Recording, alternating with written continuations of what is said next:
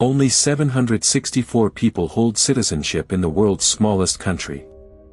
It spans 44 hectares, smaller than most university campuses. You cannot be born here. You cannot buy property here. Yet inside these walls, people wake up, go to work, eat lunch, and live entire lives. The Vatican has its own post office, its own pharmacy, its own supermarket, and its own ATM that operates in Latin. It mints its own euros. It issues its own passports. And almost no one who lives here is Italian. So what is life actually like for the people who live inside the Vatican? This is not a tourist experience. This is about the pharmacists who dispense medicine behind those walls. The gardeners who tend the papal gardens. The Swiss guards who stand watch in Renaissance uniforms but live in modern barracks. The Vatican gendarmerie who patrol the world's smallest territory with real jurisdiction. These people don't just work in the Vatican. They live here. And their lives operate under rules that exist nowhere else on earth. The Vatican city-state became an independent country in 1929, carved out of Rome through the Lateran Treaty. It covers 0.17 square miles. You can walk its perimeter in 40 minutes. But this is not a symbolic nation. It functions as a real state with real infrastructure. It has a helipad, a railway station with 300 meters of track and a population that changes based on a single criterion, whether you work for the Holy See. Citizenship here is not inherited or earned through residence. It is granted functionally. If you are a cardinal, a diplomat serving the Holy See, a Swiss guard, or hold certain senior positions, you receive Vatican citizenship. When you leave that position, you lose it. Of the 764 citizens, only about 450 actually live inside the walls. The rest hold citizenship but reside elsewhere. The population is 86% male. The median age is high, many residents are elderly clergy. There are no hospitals, no schools for children, no residential neighborhoods in any traditional sense. The official languages are Italian and Latin. Latin remains the administrative language of the Holy See. The Vatican Bank's ATM offers instructions in Latin. Official documents are published in Latin first. The economy is unique. There is no taxation. The Vatican generates revenue through museum admissions. The Vatican museums draw 6 million visitors annually and generate roughly 100 million euros per year. Stamp and coin sales bring in millions more. Collectors worldwide seek Vatican euro coins, which are minted in limited quantities and carry significant premiums. The Vatican also receives donations from Catholics globally. Peter's Pence, the annual collection, generates around 50 million euros, though this fluctuates. The Institute for the Works of Religion, the Vatican Bank, manages assets worth billions. But for the people who live here, the economy barely matters. They do not pay for housing. They do not pay for utilities. They do not pay income tax. Their lives are subsidized entirely by the institutions they serve. The Vatican is surrounded by Rome but operates independently. It has its own legal system based on canon law, its own courts, its own jail, a single cell, rarely used. It maintains diplomatic relations with 183 countries and has permanent observer status at the United Nations. Housing in the Vatican is allocated, not chosen. If you are a Swiss guard, you live in the barracks near the Sant'Anna Gate. If you are a cardinal who works in the Curia, you might receive an apartment in one of the Vatican's residential buildings. If you are a nun working in Vatican administration, you live in a convent within the walls. These are not luxury accommodations. The apartments are modest, 2 or 3 rooms, simple furnishings, high ceilings from centuries-old construction. But they come with no rent, no utility bills, no maintenance costs. The Vatican covers everything. Swiss guards live in shared barracks rooms for their first years of service. A typical room houses 2 guards, with bunk beds, lockers, and a shared bathroom down the hall. Married guards with families receive small apartments outside the Vatican in Rome, but they commute in daily. Food is equally functional. The Vatican has no restaurants in the civilian sense, but it operates cantinas, cafeterias for employees. The main canteen near the Sant'Anna entrance serves lunch to Vatican workers for a few euros. The menu is Italian: pasta, meat, salad, fruit. The prices are subsidized. There is a supermarket inside the Vatican, the Annona, which sells groceries at prices lower than anywhere in Rome. It is open only to Vatican employees and residents. A liter of olive oil that costs 12 euros in a Roman supermarket might cost 7 euros here. Imported goods, especially alcohol, are significantly cheaper because the Vatican is duty-free. But the Annona is small, about the size of a convenience store. It stocks essentials, not variety. If you want specialty items, you leave the Vatican and shop in Rome. Transport is minimal because distances are minimal. Most residents walk everywhere inside the Vatican. The Swiss guards march on foot to their posts. The clergy walk from their apartments to their offices. There are a handful of cars inside the Vatican, maybe 30 or 40 total. These belong to high-ranking officials or are used for official functions. The Pope travels in a modest vehicle, often a small Fiat or Ford, though he also uses the Pope Mobile for public appearances. The Vatican has one gas station, operated by the Vatican Governorate, selling fuel at tax-free prices. Italian motorists cannot use it. Leaving the Vatican requires no border check if you are walking, but vehicle entry is controlled. The Swiss guards at the gates verify credentials. If you are a resident, you pass freely. If you are a visitor, you need permission. Most residents leave Vatican City regularly. They walk into Rome to meet friends, dine at restaurants, see films. The boundary is permeable for those who live there. But at night, when they return, they pass through gates that close behind them, sealing them inside the smallest sovereign territory on earth. Employment in the Vatican is unlike anywhere else. There are no applications in the traditional sense, no job boards, no interviews at recruitment agencies. Positions are filled through internal networks, through recommendations within the church hierarchy, through vocational assignments.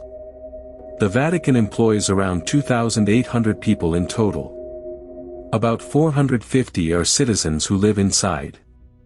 The rest are Italian residents of Rome who commute in daily. They work here, but they do not live here. Jobs span a strange range. There are archivists preserving medieval manuscripts in climate-controlled vaults. There are IT specialists maintaining the Vatican's servers and websites. There are conservators restoring Michelangelo frescoes. There are pharmacists, electricians, plumbers, tailors. The Vatican has its own pharmacy, the Farmacia Vaticana, which is considered one of the best stocked in Europe. It imports medications not yet approved in Italy. Vatican employees and residents can purchase drugs here at lower prices than anywhere in Rome. The pharmacy employs trained pharmacists who live normal work hours. They clock in, fill prescriptions, advise on dosages, then go home to their apartments inside the walls. Salaries are modest. A Vatican employee might earn 1,500 to 3,000 euros per month depending on their role, less than equivalent jobs in Rome. But the cost of living is almost zero. No rent, subsidized food, tax-free shopping. A salary that would be poverty level in Rome becomes comfortable here. There are no schools inside the Vatican. There are no children to teach. The few children who spend time here, sons and daughters of Swiss guards, attend schools in Rome. Healthcare is handled by the Vatican Health Services, a small clinic near the Sant'Anna Gate. It offers general medical care, but anything serious requires transfer to a Roman hospital. The Vatican has no emergency room, no surgical facilities. If you have a heart attack inside the Vatican, an Italian ambulance comes through the gates and takes you to Rome. Retirement is institutional. Clergy who have served the Vatican their entire lives often remain in Vatican housing after retirement. They no longer work, but they still live here, attending daily Mass, walking the gardens, living out their final years within the walls. The Vatican has one of the world's oldest populations. A significant portion of residents are over 70. This is not a place where young families raise children. This is a place where lifelong servants of the Church live out vocations that span decades. Family life in the Vatican is almost non-existent. There are no playgrounds, no parks where children play, no schools where parents gather. This is not a country designed for families. Swiss guards are the exception. They are young men, typically in their 20s, recruited from Switzerland for 5-year terms. They must be Catholic, Swiss citizens, and trained in the Swiss military. About 135 guards serve at any time. A guard's life is regimented. They work shifts guarding the Apostolic Palace, the papal apartments, the gates.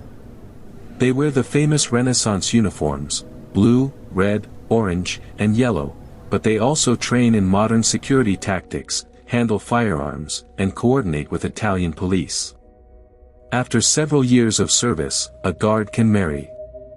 If he does, he receives permission to live outside the Vatican with his wife. Some guards bring their families to Rome, renting apartments nearby, commuting in each day like any worker crossing a border. For most residents, community revolves around the Massachusetts daily Mass is central. At 7 a.m., the clergy gather in chapels throughout the Vatican. This is not performance, this is routine, private worship. Meals are communal for many. The clergy often eat together in refectories, long tables where conversation is quiet and the food is simple. There is a monastic quality to life here, even for those who are not monks. Recreation is modest. There are no cinemas, no bars, no nightlife. Residents read, walk the gardens, watch television in their apartments. The Vatican has a small gym for employees. The Swiss guards play soccer on a small court near the barracks. Social life extends into Rome.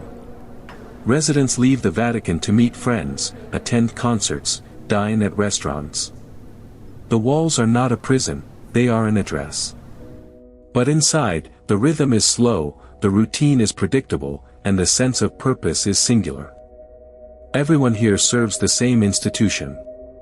That shared mission creates a bond, a sense of cohesion that does not require explanation.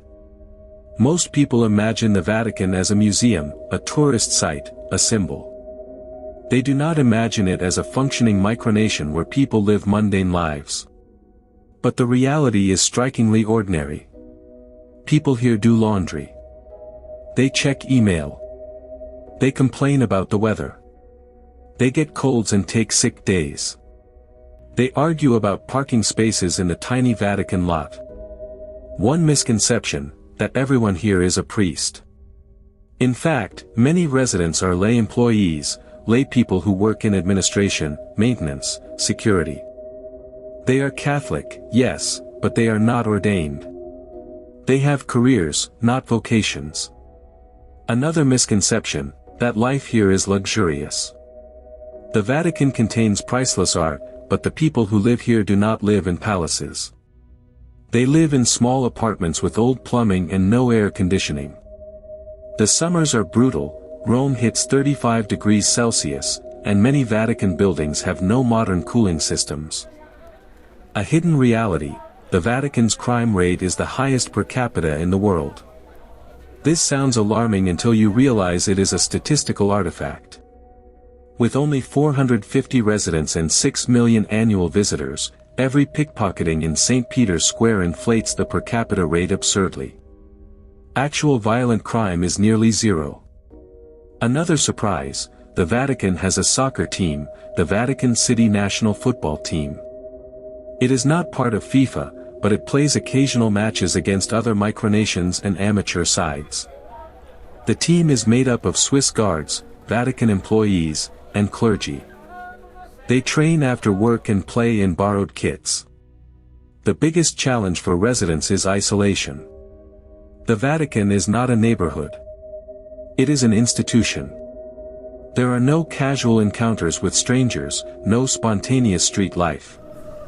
Everyone knows everyone. Privacy is limited. Your neighbor is your coworker, is your fellow congregant at Mass.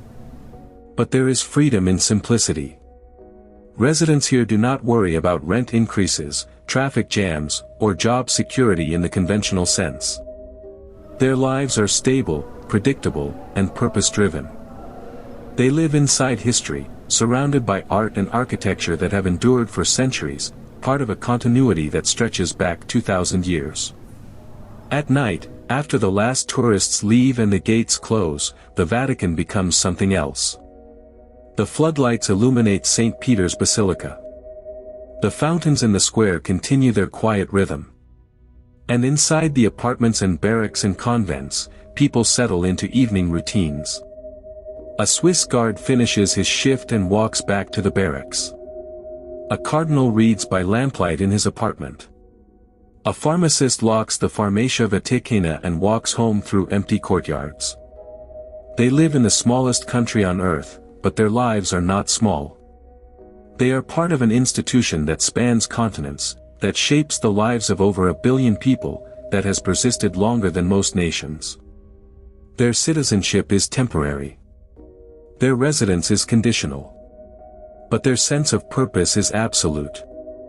This is not a place people come to build wealth or raise families.